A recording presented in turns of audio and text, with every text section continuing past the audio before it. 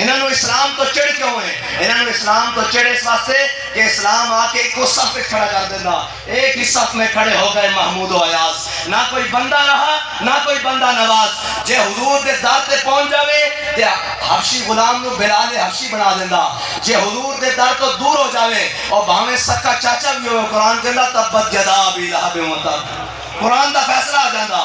ایک قرآن اور اے اسلام، اس کو چڑھ کیوں ہے؟ اور کہتے نا اسلام کو چھپاؤ ورنہ بغاوت پھیل جائے گی، اسلام کو چھپاؤ ورنہ بغاوت پھیل جائے گی۔ کس اسلام کو؟ جو اسلام ہر انسان کو قوت دیتا ہے۔ قوت وہ والی دیتا ہے جب حضرت عمر کے زمانے میں حضرت جناب عمر نے پورے اہل مدینہ کو جمع کیا۔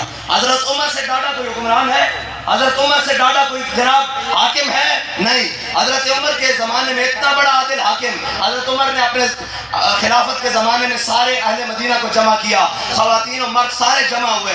حضرت عمر نے کہا بھئی میں نے سنا ہے تم حق مہر کا مال بہت زیادہ رکھنے لگ پڑے ہو، حد سے زیادہ تجاوز کرنے لگ پڑے ہو، میں تمہارا حق مہر مقرر کرنا چاہتا ہوں۔ تو ایک خاتون کھڑی ہوئی باپردہ، انہوں نے کھڑے ہو کر کہا کہ عمر کون ہوتا ہے ہمارا حق مہر مقرر کرنے والا؟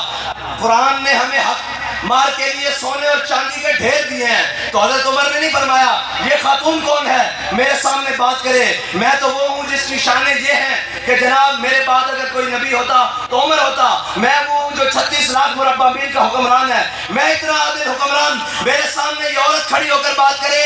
حضرت عمر نے یہ نہیں فرمایا، بلکہ شریعت کی جب بات آئی تو حضرت عمر نے فرمایا اخطا عمر و اصابت امراتن، فرمایا عمر نے دوسری بات کی، عورت نے صحیح بات کی۔ یہ کہتے ہوئے آپ بیٹھ گئے۔